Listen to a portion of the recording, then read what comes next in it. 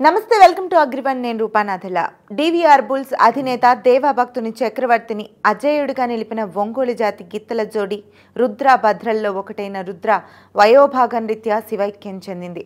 Category ఏదైనా ఈ జోడెడ్లు బరిలో దిగినంత కాలం బరులు దుమ్మురేగాయి. రుద్రభద్ర జోడి ఉభయ తెలుగు రాష్ట్రాల్లో 118 బల ప్రదర్శన పోటీల్లో పాల్గొంటే 108 పందాలను గెలిచి రికార్డు సృష్టించాయి.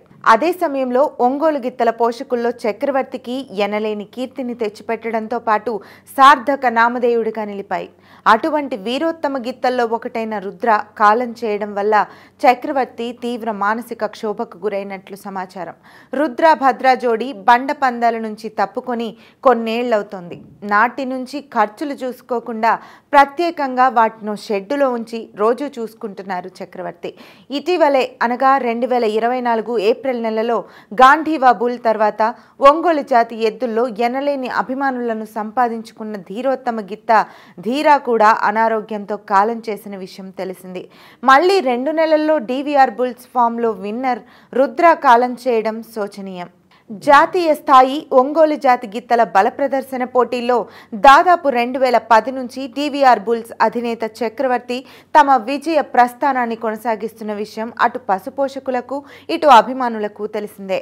నందిని తలపించే గాంధీవా, హ్యాట్రిక్ విజేత ధీరా, కర్నూలు జిల్లాకు చెందిన బ్లాక్ టైగర్, పెనమలూరుకు చెందిన ఆర్కే బుల్స్, సమరసింహ, ఇప్పుడు రుద్ర మరెన్నో బసవన్నలు శివైక్యం చెంది అటు పోషకులను, సిబ్బందిని, అభిమానులను కంటితడి పెట్టిస్తున్నాయి.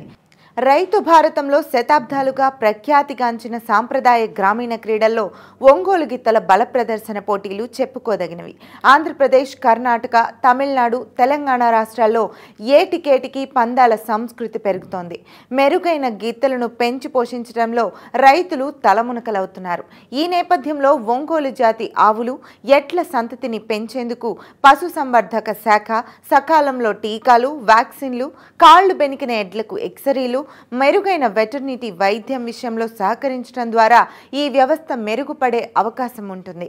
అలాగే బండ పందాల నుంచి విరమించి ఏడాది దాటిన ఆరోగ్యవంతమైన మేలుజాతి ఆంబుదల నుంచి సెమన్ సేకరించడం ద్వారా మంచి పుట్టుక గల నందులు వస్తాయని, ఆ దిశగా పోషకులు, పశుసంవర్ధక శాఖ దృష్టి సారిస్తే బాగుంటుందని రైతులు సూచిస్తున్నారు.